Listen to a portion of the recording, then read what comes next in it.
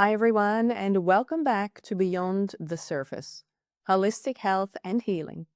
I'm your host, Caroline, and today we are diving into a topic that many of us struggle with. It is gut health.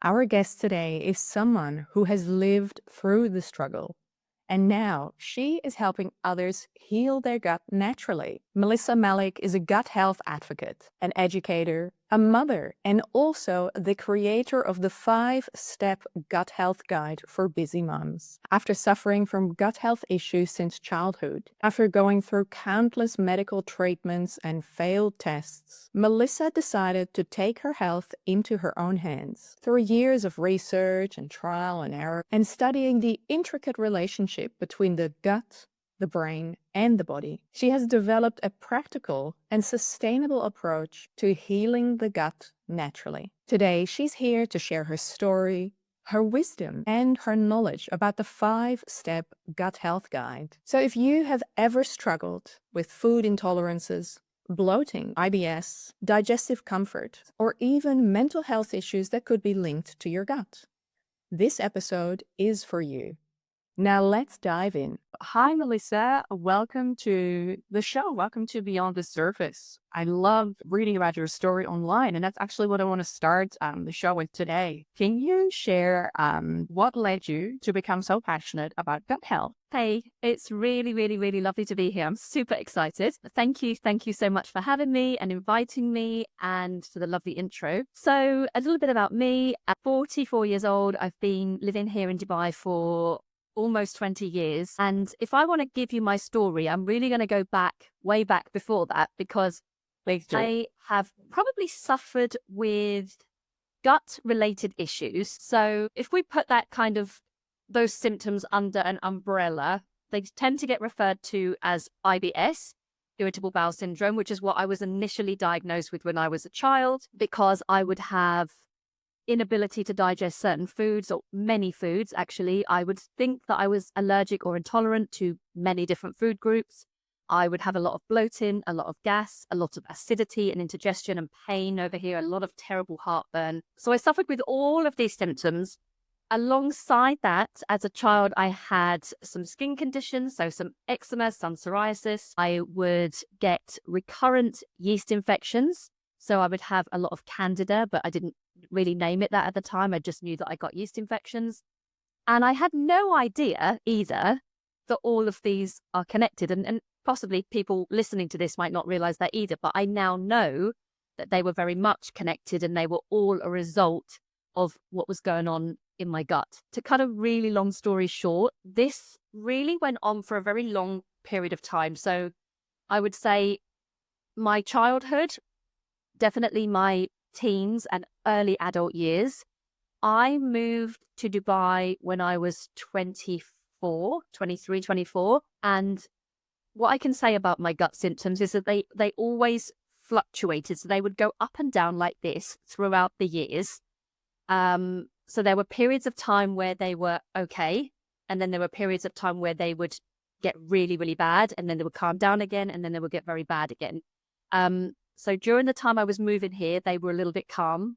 And then after about a year of being here, they got very bad again. They then calmed again. I then got married, got pregnant with my first child. They got very, very bad again, and so on. And again, looking back, I can now see the connection with what was happening in my life at the time and why my symptoms would change or exacerbate. But at the time, I didn't know any of that. So after all these years and years and years of going through such symptoms, and I suppose driven by becoming a mother and really prioritizing my health and suddenly just stopping and caring a little bit more about asking why and trying to work out a root cause and say, no, I'm not just going to stay like this and continue living like this. I'm going to find a way to feel better. That was my kind of turning point, really, when I became a mum. And I decided to start taking matters into my own hands, not because I think the traditional medicine world is useless or not good enough, but because I personally was not getting any solutions or any answers. I was simply being told over and over again, it's just IBS. You just need to live with it. Maybe avoid too many spicy foods. maybe avoid dairy or avoid gluten. So I was getting told to remove certain food groups, but that was never making me feel any better.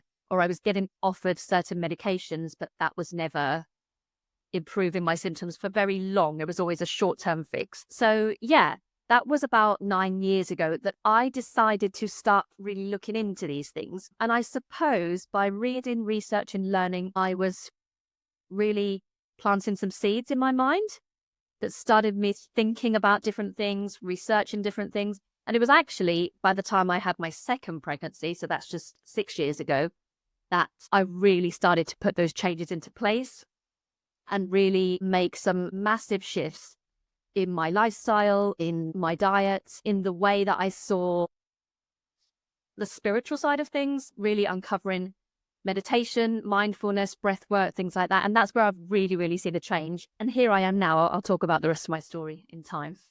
Yeah, thank you so much for sharing. That's an incredible story. And I love how your personal struggles have now turned into passion and business for you. But I can relate to you so deeply on that because it is also like I recognize it because in my own journey, my own struggles, it is only through my own issues and struggles and symptoms that you start questioning why. It is only then that you become so passionate about, hey, what's going on and why? And I think that's also as we grow older and especially as we become mothers, like I'm a mom of a 2.5-year-old. And once you become a mom, things change. Your intuition starts to kick in and you start to ask deeper questions. And it is not just only that we grow ourselves, but I also feel that in the last decade or so, the word gut health has become such a buzzword and a lot of research has come out. A lot of education is now more available, whereas back in the day, people would just say, oh yeah, try this, try that. Like you say, there wasn't like one mainstream approach to healing what was going on. And I love how you gone through your own journey and learning, doing your own research, your own education, and, thinking of, hey, lifestyle and diet and mindfulness and meditation. And there's just so much that goes into being well and being healthy. That brings me to the next question. As I said, gut health is such a buzzword.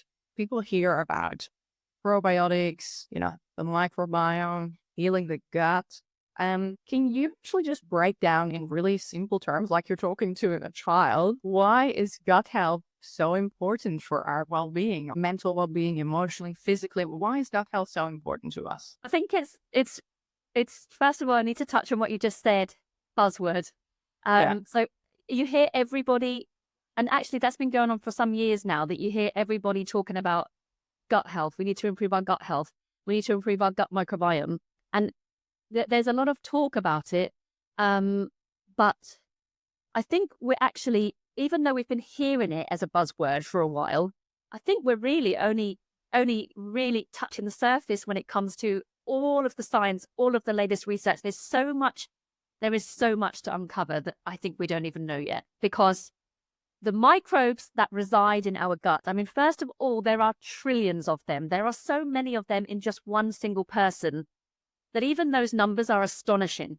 They are actually astonishing. So that's one thing. But there's just so much we don't know. And there is such a strong connection with our microbes that are, first of all, these microbes are not just in our gut. They're all over our body. They're from our head to our toe. As you may or may not know, they're in our nose, they're in our mouth, they're everywhere. But the majority of them are in our guts. And there's obviously so many of them. And they are very intricate and they are constantly doing all this work, and they're communicating with our brains and the rest of our body. They really need, we really need them. We can't possibly survive without them. And they really need us as well. And when we work together, so our microbes and us, that synergy affects every single aspect of our health and us. Everything. Metabolism, hormones, your mental health because of your gut and your brain connection. It affects absolutely every single thing. Like there's just so much really to consider, because we haven't even touched the surface. Our immune system is affected, of course. So if you think about that, if you think that most of those microbes are there in the gut and that those microbes are responsible and connected to our overall well-being in every single thing. So as I just said, the hormones, the cognition, the immune system, the mind-gut connection, so our mental health, everything, then it would stand to reason that it's super important to look after our gut. And arguably, when we look after our gut, almost every other single thing may well fall into place. And I know for me, learning that so many things were happening to me physically because of what was happening in my gut, and then really focusing on the different lifestyle factors that affect that and making changes, I have seen like a profound difference. And this was a really interesting thing for me, and probably why I decided to start studying integrative nutrition, now functional medicine, and reading so much about the gut particularly, is because I was so surprised. I embarked on this journey to manage digestive issues mainly. I kind of grew out of the eczema, but what I didn't realize was that I would manage so many other things. I've changed so many other things. My skin, not the eczema kind of went away during that time by itself, but my skin was quite, it used to have a lot of, I don't want to call it acne, I would have more blemishes. I had a lot of sun damage. So I have seen through working on my gut, massive changes in my skin. Of course, I've seen the changes in my digestion. I've seen changes in my mental health. I've seen so many changes in my energy. I've seen changes in my hormones. So although you know that when you read it on paper, when you make the changes to your gut and you see that cascade across your whole body, that really brings it home to you as an individual to say, wow, okay, this really makes a difference. So I think for me, it's just because it's so connected to every single thing. Yeah, I think that is just so powerful. It makes so much sense, especially when you say, once you read it on paper is one thing, but then when you start implementing things into your own life and see those cascading effects on your mental well-being, your hormones, your skin health, your energy levels, everything. Like, I think that is just so powerful to really understand and also go through. There is so much information out there nowadays. It is very overwhelming and it's very hard for people to understand, what's the right thing? What should I do? Which is why I came across your 5-step gut guide. And I love that because it's a very simple and practical approach, something that I can follow. So as you know, I struggle with some symptoms of ADHD or attention span. I don't have time or energy to read a 12-step plan, whereas 5 steps was very doable. So can you just walk us through what's the 5-step gut guide that you designed? How did you come up with that? What's inside that guide? And is it for free or is it paid? So it's a free guide, first of all, because whenever I am working on building this knowledge and experience I have into a business, into something that I can work with, I think back to where I was as probably my early 20s when I struggled the most, because I've been through a lot of emotional things. That's probably why my symptoms were so bad at that time. But I remember desperately searching for help. And actually, we're talking 20 years ago, more than 20 years ago, and there wasn't so much over information, or it wasn't so easy to access all that information then, or perhaps we didn't know how to. Now it's at the tip of our fingers all day, every day, and it's overload. But back then it wasn't. And I always try to think back to that and the situation I was in and the information I needed. I needed something that was really, really simple, really, really easy to follow, that worked. And quite honestly, I might not have been able to afford to pay for it, or I wouldn't have been in that space yet where I felt it was worthwhile me paying for it. So the reason I created the free guide is because some people just aren't there yet, and they want some actionable steps, or they need some actionable steps that they can look at that are simple, as you said, not too many, but where they can start to make some small changes and see a difference. And this is when it inspires you to maybe dig a little deeper, go a little further. And then, of course, if people need support, they can work with me, and they're going to pay for that, obviously, to work with me on a one-to-one basis. So this is why I created the 5-step gut guide. And I created it from that perspective, but I also created it for busy people, primarily mums, because again, I'm going back to these times. So early 20s, my symptoms were really horrendous. Then when I was pregnant with my first child, my symptoms were again horrendous. And in between, it was up and down. And the biggest challenge, becoming a mum, realizing suddenly my health was really important, possibly because I'd given up my very, very hectic job.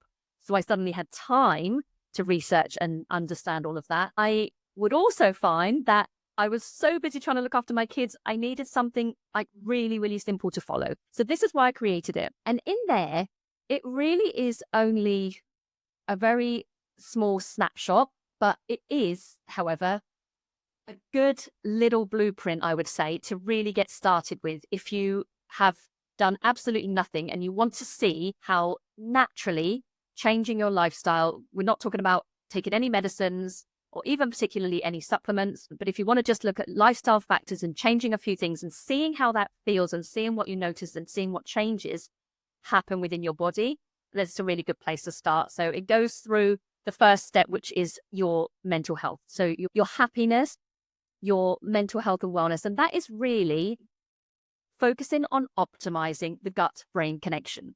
Because as I said earlier, we've got these trillions of microbes living in our gut. They're constantly communicating with our brain and our brain's communicating back. So there's this two-way communication going on 24/7 via the vagus nerve. And I believe that this is probably the number one most important thing we need to understand when it comes to looking after our gut health. For me, it was that missing piece. And if you actually look at the research, and I'm going a little bit around the houses here, sorry, but if you actually look at the research, they have taken groups of people that have done all the changes in their diet, done the right exercise, drunk enough water, got enough sleep, blah, blah, blah. And then they've taken groups of people who have done nothing about any of that, but they have just focused on their mind. They've just done maybe gut-directed yoga kind of movement. They have done breath work every day. They've done some meditation. There might be some time spent in nature outside, like whatever it is that makes you happy, spending time in your own quiet time, whatever, but really focusing on how we can optimize that connection between the brain and the gut. And they have seen the improvement in this group even more than the improvement in the group that did all these other things. That doesn't mean that we shouldn't be looking after our diet and our sleep and everything else. We should. All of it coming together is going to be optimal for your gut health. But I think number one, arguably, is really, really focusing on optimizing that connection between the brain and the gut. And I know for me, the moment I found meditation and breath work to calm down a really, really aggravated, like if my gut was really bad and I was really uncomfortable, what did I do before? I used to panic and get more stressed about it and start fretting. I'd end up at hospital. I'd think that I was going to die. I would actually go to the hospital and tell them I think I'm having a heart attack. So what I was doing was actually making my symptoms worse because I was adding all this stress onto what was already a stressed out gut. And when I realized that laying down, focusing on my breath, slowing down, really connecting, visualizing healing light actually in my gut, it's astounding, absolutely astounding. And I know that you know this, so I don't think that this is a big surprise for you, but that's why it's number one in the gut guide, because I think if somebody picks that up and doesn't even get past number one and just starts doing that, I believe that they will see a change if they're really struggling. I've then gone through food in there, and I've talked a lot about nutrients and the vast diversity that we need with regards to nutrients, because we have diverse microbes, so we need to feed all of them. Because in my journey, what I have found through my own experience and now working with clients is that there seems to be a lot of misinformation out there and a belief that if you have IBS-related symptoms, gut-related symptoms, removing lots of foods is the answer. And whilst that might be the case in some situations and temporarily, overall, removing more foods is basically putting your body into more stress and starving some of your gut microbes. So we need to be really feeding them. So we'll talk a lot about that. And then there's a section on hydration, how hydration affects the gut. And again, it seems like a silly small thing, but sometimes people just aren't hydrated enough. And that can make a big difference, just fixing that and being aware of that. Sleep, we cannot underestimate the power of sleep. That's when the body rests. That's when the vagus nerve rests, so it can do all the great work. That is when the digestive system is resting. So that's really important, optimizing sleep. A lot of people aren't getting optimal sleep, especially mums with small children. I'm sure you can relate.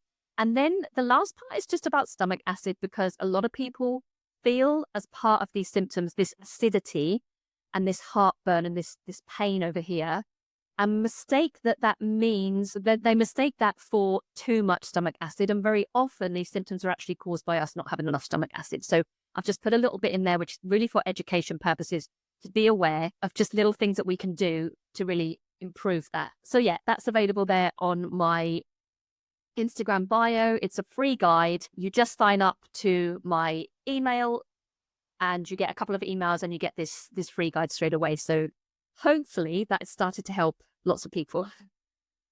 Yeah, that's awesome. Thank you so much for sharing that. I love how you have created this guide from your own story. Like you said, looking back 20, 15 years ago to where you were in that space and how you've actually catered to that version of yourself, which is really powerful because you're right. There are so many people out there that have a vague idea of what's going on, but they're not quite entirely sure what it is. So I love how you're offering that as a free guide. And what I like about it as well is how you break something as complex as gut health, how you break that down into really simple and actionable tips. And I also don't think there's enough education out there yet.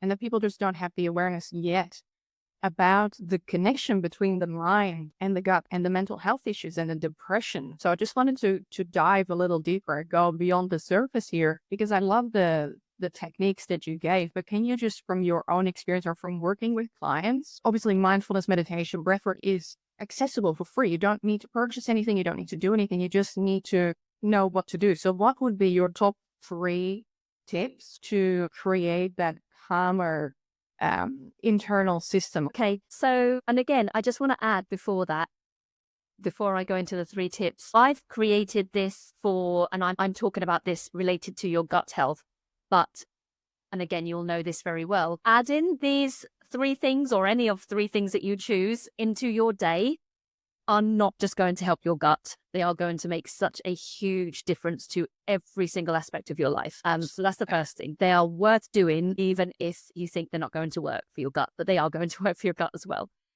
So I would say, for me, to make it super easy and quick so people don't have to find loads of time. Nobody's got time, particularly mums do not have much time. The first thing that I always recommend, especially to someone that has not been doing anything at all, is to start with a few short minutes of breath work first thing in the morning, literally the moment you open your eyes. So before you get out of bed and your feet touch the ground and you go off and talk to anybody, deal with your kids, anything, you want to be doing this breath work. And again, last thing at night, just before you close your eyes, it will help you sleep as well.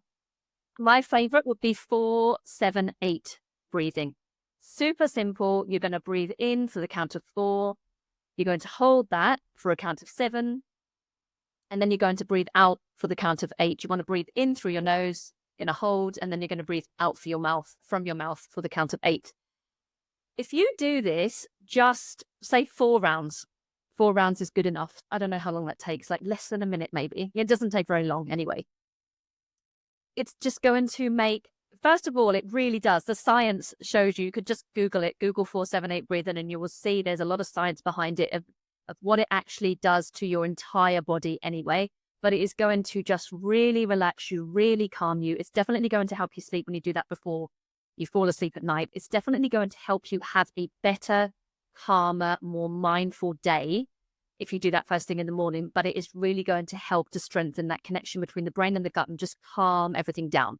So that's it for breath work. I wouldn't ask somebody who's been doing nothing till now to add any other thing in throughout the day. And then what I would say is, with regards to meditation, I feel like meditation looks different for everybody. Some of us are really happy to sit still in a chair with your back really straight and maybe listen to a guided meditation or do your own meditation, stay anchored to your breath and do that for 15 minutes. Someone else will say to me, that doesn't work for me. I need to leave my phone and go for a walk on my own. So first of all, you do need to really explore what looks good for you.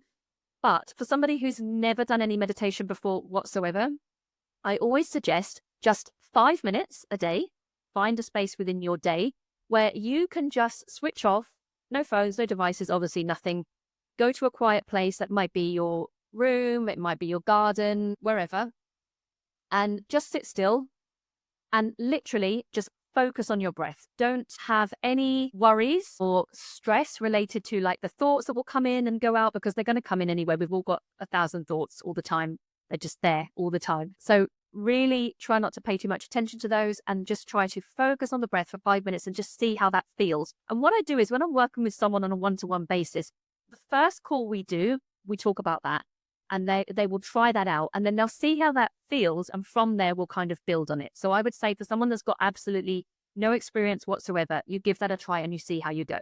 There's loads of meditations I recommend. Yours are one of them. There's so many favorite meditations I have. Geelong Tubs, and I absolutely love his meditations. There's so many different things you can do. So that would be, so number one would be the breath work, first thing in the morning, last thing at night. The second thing initially would be just to try that 5 minutes per day, another time of the day, just to sit still and just see how you feel and just observe how you feel and maybe write a little bit about it. And then the third thing for me, is to get outside in nature. And I have a lot of people I talk to who live here in Dubai and say, there's no nature, I can't get outside. The air is not clear and it's sandy or whatever. But really, wherever we are, we can find some space where we can get out. It doesn't matter if it is your balcony, you have some grass in a park nearby, or your garden. If you can do that barefoot and just walk around, get a little bit of grounding in there as well. But I would say just for 10 minutes a day, trying to get outside. Again, no phone, or you turn off your, if you want to listen to something, that's fine. You can turn off your data so you don't have any interruptions, and just have some time in nature. Because I think, again, with our busy lives, it's something that we're missing. A lot of us are missing. I've got clients in the UK who do a lot of walking. So if they already do that, then that's great. But I speak to a lot of people here who feel that they're not really getting much time out in nature. So I do that in my own garden, or I might walk around the neighborhood. If you can go to the beach, even better. So yeah, that's the three things. The breath work, first thing in the morning, last thing at night. The 5 minutes initially to just see how you feel with meditation, and then getting out in nature for 10 minutes every day. So that's a total of less than 20 minutes a day. I think most of us can kind of find that because it's split up throughout the day. And then it's a little bit easier to kind of get used to. And if someone wants more than that, we're going to build on that as we go through working together. Love how you just use these techniques that are available for free. Anyone can do them. And how this is actually one of the foundations of working with you. I guess not many people would think that when you go to a gut health specialist, that the mind and gut are so deeply connected. And I love these techniques so much because I actually use all of them myself. The 4-7-8 method is one of my go-tos, whether it's starting in the morning or before going to bed, or calming my nerves before an important meeting. That is absolutely the most easily accessible method. And I can also relate so much to the spending time outside, because that's something we have weaved into our family life. And I think that's what a healthy lifestyle is all about. And after dinner, we go for our after dinner walk. So as a family, we go out, no phones, whether it's some days it's 5 minutes, 2.5-year-old gets easily distracted, but some days it's 5 minutes, other days it is 10 minutes. And it's just the connection of spending time together, but also being outside in nature. And then oftentimes we'll take off our shoes, or my little one actually walks barefoot all the time, and some time grounding on the grass. And it is just so powerful to feel that connection to Mother Earth. And yeah, like I said, I think it's just so powerful how you implement these strategies as a gut health specialist. I would have never thought that that would be one of the first steps to start working with you. So thank you so much for sharing that. And yeah, I love how you talk about then diving deeper and building onto that, because that's, I guess, what health is all about, starting with something super small and then building onto that. But that brings me to another topic. I suppose you get a lot of clients that would have tried a lot of different things just because there's so much information overload out there. Now, what are some of the biggest mistakes that you have seen people make with regards to trying to heal their gut health? Okay, so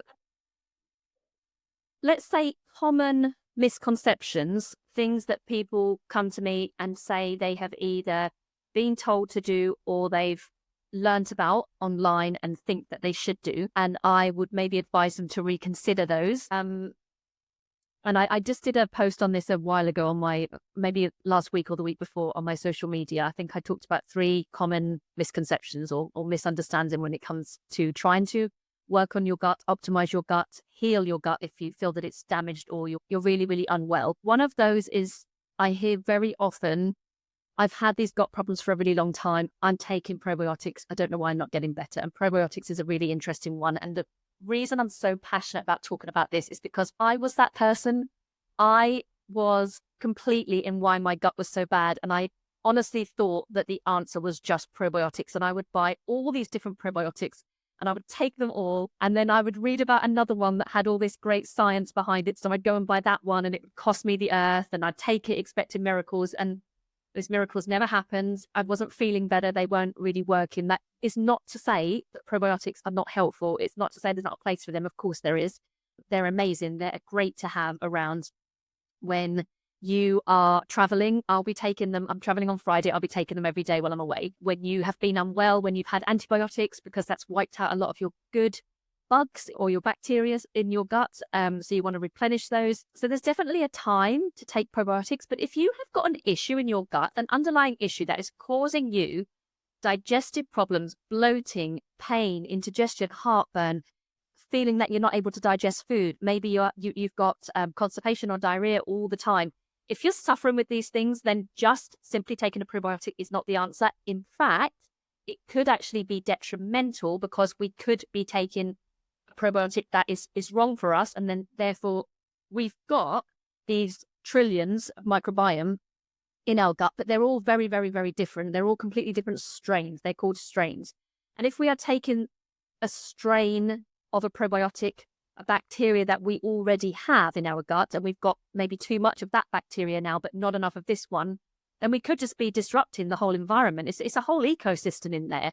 So we really do have to be careful. Being able to find specific strains that are right for you is really, really hard, because most of us don't have a picture of it exactly what's going on and which strains reside in our gut and which ones we need to replenish and which ones we don't. So this is really, really confusing for people. And one of the things I always say to someone when they come to me with this is, look, probiotics can be really helpful. We're going to look at those down the line. However, just taking them on their own absolutely is not the answer. We need to be doing everything else, and then we can see about certain strains. And there are some really great probiotics out there, but there are loads of not great probiotics out there as well, unfortunately. So that's a big one for me. I think the second one, and I've already touched on it, is believing that in order to calm those symptoms that are happening in your gut, you need to remove different food types. So again, people will come to me and say, I don't eat any dairy, I don't eat any gluten, I've removed all processed sugar, I've removed this, that, and the other, but I'm not getting better. And again, simply removing those isn't necessarily the answer. And again, sometimes removing too many foods is going to leave us with a lack of nutrients that we actually need. And we might like those foods, and we're just removing them for absolutely no reason. So we could like those foods and we could need those foods, and we've just removed them with no actual reason to remove them. Again, there is a time to. So if you know that you're intolerant to a certain food, obviously if you're allergic to a food, then you're going to remove it. If you're intolerant, or we feel that it is contributing to your symptoms at the moment, and we can see that the gut is not in a great state and we really need to optimize it and work on healing it, then what we might do is remove that type of food for a while. Make sure that we're getting a really, really good mixture, a really good diversity of all the others. So eating the rainbow of everything else. And then once we have worked on the gut with all of those other lifestyle factors that we talked about, we're going to try slowly to add them back in and see how that person reacts. But simply removing them is not the answer. And sometimes it's actually making symptoms worse, because we're starving some of our microbes of vital nutrients that they really need. So they're probably the two most common that I hear again and again. And I think we just touched on this with the last conversation, because you said, wow, it's interesting that someone who's working with you on gut health, the first thing they talk about is mindfulness. And I think that's quite a common misconception, because people are very shocked that it's got anything to do with their mind. Whereas I would argue to say that that's probably the number one, like the most important thing is to work on the mind. So that's quite a common misconception as well, because very often people are actually looking at what they're eating and their sleep and their hydration and their movement, but they're not doing anything related to strengthening, optimizing that mind-gut connection. Yeah, wow. I think a lot of people can actually relate to what you've just said. And I think that's so interesting. There are so many misconceptions out there, but I guess that's why the strategies you use are backed by science. And I guess to take out that guesswork of, okay, this probiotic may be good, this may not be good, Can you talk to us about, root cause testing, like GI map or anything? How does that tie in with what you do, and how does that help people? Yeah. So I will always try as a health coach to work with people on everything we've been talking about. So work with lifestyle factors, and I'll try to do that first. And I think um, when someone has been working on all of those together for, I would say, between 6 and 10 weeks, we really get an idea then if somebody is, most people will really start to see some improvements. And again, as a health coach, my job is not really to tell you what to do. It is more to guide you to really connect with your body and understand what is best for you while looking at all of these lifestyle factors and kind of having those in mind. So it all kind of comes together, but it comes very much from the client as well. So we're working on all of those. And as we're going through that process of change, I'm there as an accountability partner, as a supportive person who can really help to guide you in those steps and ensure that they're working. And we have a call every couple of weeks to kind of review that and see how it's going. And that involves a mixture of my advice and what you're feeling in your body, because it's so bio individual. Everybody is very different. Everybody will react differently, and everybody will have different things that they need and don't need. And if we get to that sort of time range between, say, 6 and 10 weeks, and for any reason somebody is not really feeling better and having to make some tweaks, that's okay. But made all the tweaks, done everything, tried everything, and not feeling still optimal, then there could be, yes, an underlying cause. And that is where I would recommend going for some kind of testing. Now, again, this differs because I have some clients who haven't even had a proper test with their doctor, like a normal blood test that would show up things like H. pylori or something like that. So very often I will ask them just to go to their normal GP and to get their blood test done and just check everything like that. However, if they've done that and there's been nothing found, then we can do something called a GI map. I am not qualified to read the GI map. I'm learning about that. So I will work with somebody else who will interpret the GI map and just see. I mean, I can see obviously as well, but we just see if there's any underlying cause there, because sometimes there is something else that's going on that we don't know about. There is actually a bacteria there that needs to be addressed. I just mentioned H. pylori. That's a really common one, really common actually. And this can affect other parts of the body as well, not just the gut. So if there is an underlying cause, then of course steps can be taken to manage that as well. And yeah, this is something that we do kind of towards the end if we find that all of these lifestyle changes have helped somewhat but haven't quite got you there. There's still something going on. I think that's so powerful how you talk about you being a guide. You take them by the hand, you guide them and work with them as to what your approach is, but also on how they're feeling, which I think is so powerful because everyone is so different. And like you mentioned, you react differently to different strategies and techniques. If there's a further underlying cause, go to the root cause testing of a GI map. Now, for people that aren't familiar with that, that's a stool test. Do at home kit that you can do. It's very simple. You just follow the instructions. You collect the stool sample, scoop it into a little container, and then shake the container, put it in the fridge, and then DHL will collect it. It gets sent to the lab, and it comes with a really good report. And then when you find someone that you can work with, or work with someone through Melissa or through our clinic, it's really powerful to get that information, because that way you're not just guessing. You take the guesswork out of it. And that's just another step to add to the variety of steps and techniques and everything that's available in order to live a healthier and happier life. And now, before we close out of this episode, Melissa, I just wanted to ask you, what advice do you have for wanting to optimize their gut health, but have so very little time? Like, what exact practical tips or strategies can you share from your own experience or from your clients? Because I see lots of great recipes and tips and tricks coming up on your stories every day. But for people that haven't seen it, can you just give us a recap of your final tips and tricks for optimizing gut health? I think number one, chew your food, which is really, really hilarious and so simple. And people sometimes say, really? That's your biggest tip? But actually, I think, again, because we're busy, we're not eating mindfully. And sometimes with digestive health, this is really missing. Like, are you asking yourself for meal times, breakfast, lunch, and dinner, am I sitting down, you know, taking a breath, taking a bit of time, appreciating that food?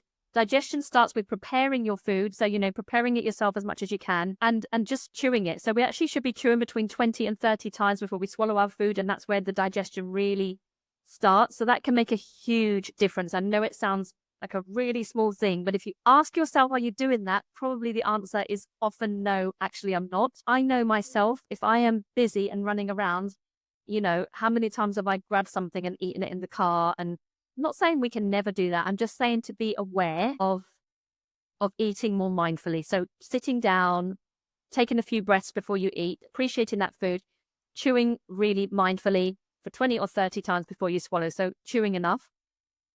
Prioritizing sleep is the second thing. And I know I'm talking to some mums, so I do realize that for some of us, there is a factor there that is not really helping our sleep. And sometimes it's out of your control, but really prioritize the sleep as best you can. So, if you've got a small child, for example, that wakes you up or interrupts your sleep patterns during the night, I don't know about anybody else, but I know what I have found is that, my youngest is 6 now, so it's a bit better, obviously, although he's still not the best sleeper. But most kids, when you put them to bed, they do sleep for a period of time and then they wake you up later, right, when you're actually asleep.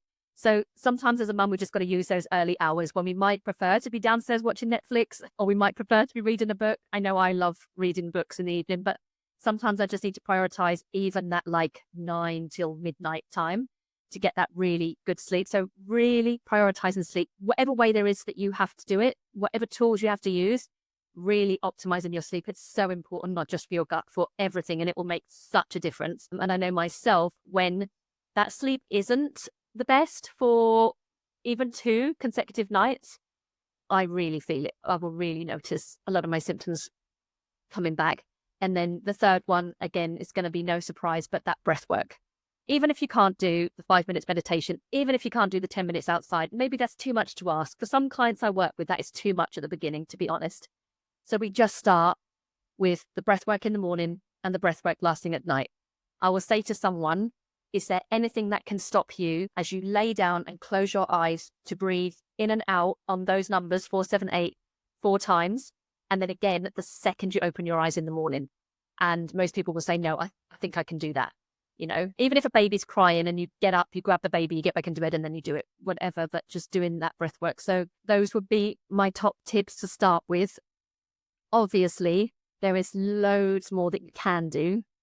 But I think in the beginning, when everyone is busy and it feels like a lot, and definitely what I've seen with coaching is taking small steps and then sitting back and seeing the results. That is what motivates people to want to do more and to want to try to add in more changes to their lifestyle. So we always try and come at that from an angle that is really, really gradual and slow, and definitely at the individual's own pace, depending on what their life is. Wonderful. Thank you so much for sharing those tips. Now, if people want to connect with you further, where can they find you, online or on social media? Yeah, on Instagram. So I'm really only on that one platform, which is Melissa Malik Health, melissamalik.health, I think. And yeah, you can find me there. So they can follow me. melissamalik.health. And I share as much information as I can on there. That's as well where you can find the link to the free gut guide, the 5 steps guide for busy mums, which you can download. It will come straight away to your email. And that's something you can use to just make a start on your own lifestyle from now. And then follow along. And I share loads and loads of other free information, tips, tricks, ideas, lots and lots of food, because I'm just a foodie and I'm passionate about food. So yeah. Awesome. Yeah, I love following your Instagram, and I love seeing when you prepare your family recipes and your kids are involved. So it's really awesome, but also very helpful and inspirational. Now, just to close out, your coaching is available like to people around the world, right? Like it's just via telehealth or can be done face. Is that right?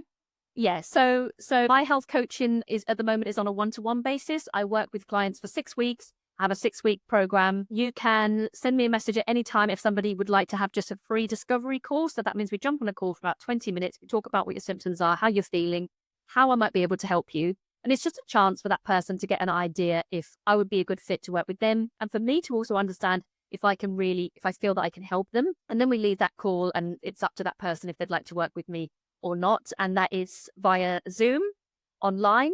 If people live locally and they want to have coaching in person, then I do offer that as well. But I've been working with a lot of clients in the UK. So obviously that's been much easier through Zoom and that works really, really well. Stay tuned because I'm very close to coming up with a small little group coaching program because I really believe in the power of group coaching. I think when you've got a group of other ladies, like-minded ladies that are on that similar journey to what you are and you can really share with each other, that can be super helpful. So that's something I'm going to be launching hopefully within this year. Well, that's very exciting. Thank you so much for sharing that. Now, if anyone resonated with what we talked about today, feel free to share it with someone, leave a comment, or connect with Melissa online. Melissa, thank you so much for your time, for coming on the show and sharing your knowledge and your story and your wisdom and all your super practical tips. Thank you, and I look forward to catching up with you soon.